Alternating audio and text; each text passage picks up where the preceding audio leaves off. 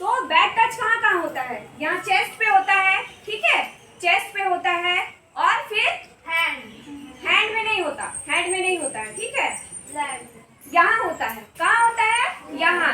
जो भी आपके प्राइवेट पार्ट होते हैं, ऐसे आपके पार्ट, बॉडी के पार्ट, जिसे आप हमेशा क्या करके रखते हो? कवर करके रखते हो। क्या करके रखते हो? कवर। तो आप लोग जानते हो ना, यू नो दैट ना, आप कौन कौन से पार्ट को कवर करके रखते हो? हाँ, कभी भी दूसरे के सामने आप अगर जैसे कपड़े भी, क्लॉथ भी चेंज करते हो, तो क्यों दूसरे के सामने नहीं करते हो चेंज? क्यों नहीं करते हो? क्योंकि आप उन पार्ट्स को उन्हें दिखाना नहीं चाहते, है ना, यू नो दैट ना। हाँ, तो ऐसे पार्ट जिन्हें आप हमेशा कवर करके रखते हैं, अगर उस पार्ट को अगर कभी कोई टच कर रहा है तो आपको अनईजी फील होता है ना, नहीं अच्छा नहीं लगा, तो that is a bad touch, है ना। तो वो पार्ट हो गए यहाँ चेस्ट में हो गए, एक आपका यहाँ सामने का पार्ट हो गया, और एक आपका यहाँ बैक साइड का ये पार्ट हो गया। अंडरस्टूड ना? अंडरस्टूड, यस और नो? हाँ, तो ये ऐसे पार्ट्स जिन्हें आप हमेशा कवर करके रखते हो, हमेशा।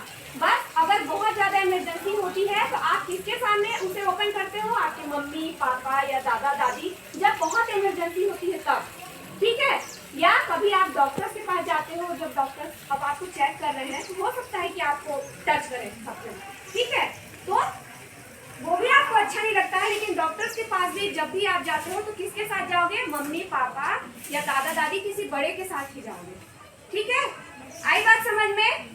हाँ, तो ये तो रहा गुड टच और बैड टच। तो जब भी आपको गुड टच की फीलिंग होती है, क्या होती है? गुड टच की फीलिंग, तब तो आपको बहुत अच्छा लगता है। लेकिन जब भी आपको बैड टच वाली फीलिंग आए कि नहीं मुझे ये वाली टच अच्छी नहीं लगी, तो आपको क्या करना है? What have to do? क्या करोगे? नो, नहीं, चीखना है, चिल्लाना है। आई बात समझ में? या बोलोगे डोंट टच मी?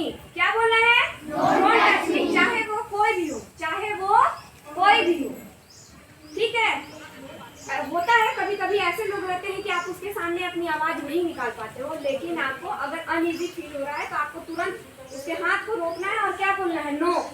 क्या बोलोगे? नो और नहीं, एंड डोंट टच मी। आई बात समझ में? अगर फिर भी कोई नहीं मानता है, आपकी बात नहीं सुन रहा है, तो आपको जोर जोर से क्या करना है? चीखना है, चिल्लाना है, पेरेंट्स को बताना है, और पेरेंट्स को, है ना। आप जिसके साथ भी घर में कंफर्टेबल हो बातें करने में, अपनी बातों को शेयर करने में, देखो मम्मी पापा को तो हमेशा बताना ही चाहिए, चाहे जैसी भी बात। आ रही है बात समझ में? मम्मी पापा को तो बताना ही चाहिए। लेकिन अगर किसी कारण से आप मम्मी या पापा से वो नहीं हो, फ्रेंडली नहीं हो, नहीं बता पा रहे हो, तो घर में कोई एक ना एक होता है, दादा या दादी होते हैं, या भैया या दीदी होते हैं ना, जिनसे आप बात करने में फ्रेंडली रहते हो, आप इजी फील करते हो। उनको आप जरूर बताओगे कि मुझे ऐसी ऐसी ऐसा हुआ मेरे साथ आज, या हो रहा है। आ रही है बात समझ में? ये अगर ऐसा कभी हो आपके साथ तो आपको चुप नहीं रहना, ठीक है। हाँ, तो ये हो गई good touch and bad touch. Don't touch me, और चीखना है, चिल्लाना है। आई बात समझ में? You must oppose you. बहुत बार ऐसा होता है कि इधर और भी यहाँ ऐसे मान लो चाहे लड़का हो या लड़की हो, हर समय केयरफुल हो कि कोई भी स्ट्रेंजर अगर आपको छू रहा है, व्हाट आर यू डूइंग? वो ऐसा है कि आप जैसे हमको इसको प्यार करना है, ऐसे करता है, लेकिन कोई तो होता है एकदम, ये सब चीज जो होता है ना, ये सही नहीं होता है ना। और ये देखिए ऐसा नहीं कि गर्ल्स के साथ, बॉयज के साथ भी ये सब चीज होता है, तो आप लोग एकदम केयरफुल रहिएगा कि this start is not good for you. somehow you are feeling uneasy and it is very irritating. Unnecessary आपको जबरदस्ती का ऐसे अब तो नॉर्मल खड़ी उसके बाद तुमको कोई ऐसे कर रहा है, तो ये क्या है? सही नहीं होता है, ठीक है। कोई तुमको प्यार करेगा, हमारे आगे बढ़ेंगे, ठीक है, जाओ हम अपने ऐसे पैक कर दिए जैसे अच्छा किया, है ना। लेकिन हम उसको जबरदस्ती की पूरी बॉडी हम सहला रहे हैं, ये कर रहे हैं, ये गंदी चीज़ होती है, दिस इज नॉट गुड। तो you all should be careful for that. अगर कभी आपको ऐसा लगता है कि कोई ऐसा कर रहा है, तो बिल्कुल आप उनके हाथ पकड़ लीजिए। Don't do it with me, सीधा बोलिए don't do it with me. क्या बोलोगे? Don't do it with me, ठीक है। I will not tolerate it, बिल्कुल बर्दाश्त नहीं करना है आपको। You should be smart for that, okay, दूसरा नहीं है इससे।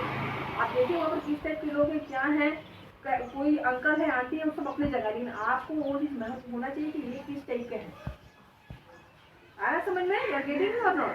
तो इसके लिए आपको बहुत चौकन्ना रहना पड़ेगा। इसलिए ये एक्टिविटी को कराई जा रही है ताकि सारे बच्चे इस बात को जाने कि what is good and what is bad for me personally और मी मनो। किसी के देखने का तरीका समझ में आता है कि ये देखने का तरीका सही नहीं है, होता है ना। कोई तो प्यार से भी देखते हैं, कोई ऐसा देखते हैं कि लगता है कि यार ऐसा मुझे क्यों देख रहे हैं, तो जरूरी नहीं है। हाँ, तो आप लोग ये दिमाग से निकालिए कि ये सिर्फ लड़कियों के लिए, लड़कों के लिए भी होता है। और आज यूँ जितने बहुत सारे जो केसेस हो रहे हैं, सोशल एबिल्स जो हो रहे हैं, ये सिर्फ ये बच्चों को जानकारी नहीं होने की वजह से हो रहे हैं। बच्चों को समझ में आता नहीं कि क्या है, गुड है, क्या है, बैड है, मेरे अंकल है, मेरे मामा है, मेरे चाचा है, और मेरे मन में क्या होता है, कुछ ना कुछ केस हो जाता है। ठीक है, बी अलर्ट। ओके ओके, अच्छा लगता है या बुरा? हाँ, यू फील गुड और बैड? गुड। तो जब भी आपको कोई हक करता है और आपको क्या होती है, अच्छी फीलिंग आती है, मीन्स टू वो अच्छा है। आई बात समझ में? ये नहीं कि अब कोई भी आपको हक कर रहा है तो आप चीखने चिल्लाने लग जाओगे, ठीक। लेकिन यदि कोई ऐसा इंसान जो आपको हक कर रहा है, लेकिन आपको लगेगा एकदम ऐसा लगता है ना कि दूर रहे थोड़ा, क्यों हक कर रहा है, तो आपको तुरंत बोलना है कि नहीं, मुझे आपसे गले नहीं लगना है, या डोंट हग मी। अगर आप अनईजी फील करते हो, अनईजी फील कर रहे हो तो ठीक है, ठीक है ना। हाँ, तो आपको इन सब चीजों में क्या करना है, दिमाग लगाना है, कहाँ पे हमको अच्छा लग रहा है और कहाँ पे अच्छा नहीं लग रहा है, ठीक है।